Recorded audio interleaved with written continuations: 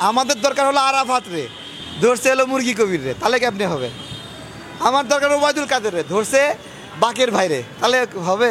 সেনাবাহিনীকে, যৌথ বাহিনীকে আবেদন জানাই, আমাদের হেল্পলাইন দরকার হলে জায়গায় জায়গায় আওয়ামী লীগ বুক ফোলায় চলতেছে। একটু আগে একজন সাংবাদিক ভাই বলল তার এলাকায় চেয়ারম্যান সে হত্যার নির্দেশ দিচ্ছে নাগরিকদেরকে, এবং সে এখনও বীর দর্পে ওই কাজগুলো করছে। তাহলে কি দেখেন, মানে আমরা যারা বিপ্লবে অংশ নিলাম আমরাই এখনও বিপদে আছি। যে ছিল বাঘ, সেই ফখরুদ্দিন সময়ে মঈনুদ্দিন নামে, সে তো বিলাই হয়ে গেছে। তাহলে মঈনুদ্দিন এত শক্তিশালী, সে বিলাই হলো কিভাবে?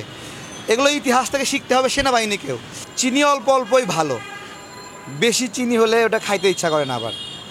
তো ওই রকমভাবেও সেনাবাহিনীর যে হস্তক্ষেপ, সেটা নির্দিষ্ট সময়ের জন্য হলেই ভালো। এটা যদি বেশি হয়ে যায় তাহলে জনগণই আবার সেনাবাহিনীর বিরুদ্ধে নামবে, যেটা আগে নামছে।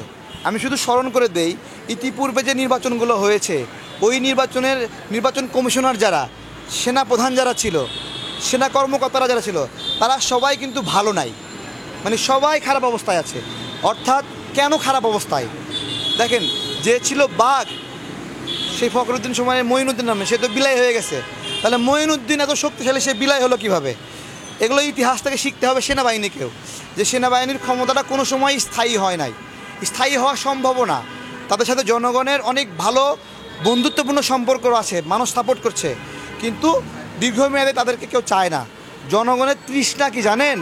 জনগণ তাদের প্রতিনিধিকে নির্বাচিত করতে চায়, তাদের মনোনীত প্রতিনিধি দায়িত্ব পালন করবে।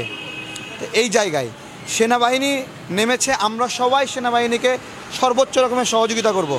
এবং দুঃখজনক হলো, সেনাবাহিনী এমন একটা সময় নামলো যার আগে আওয়ামী লীগ সব পালায় গেল।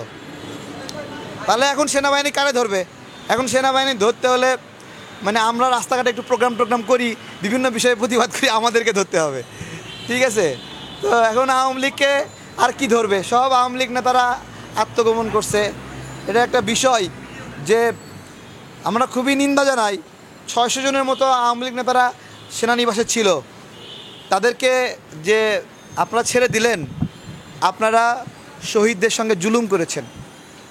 যারা যারা এই ছেড়ে দেওয়ার সিদ্ধান্ত নিয়েছেন, মৃত ব্যক্তিদের সঙ্গে জুলুম করেছেন, এবং আপনারা যত ক্ষমতাশালী হন, এই জুলুমের জন্য কোনো একদিন আপনাদেরকে জানতে চাওয়া হবে, তখন আপনারাও জবাব দিতে বাধ্য হবেন যে কেন এগুলো ছাড়লেন। এক একটা খুনিদেরকে আপনারা ছেড়েছেন, তাদেরকে সেফ এক্সিট দিয়েছেন, পালিয়ে গেছে। এখন দেখলাম অনেক আওয়ামী লীগ নেতাকে গ্রেপ্তার করতেছে।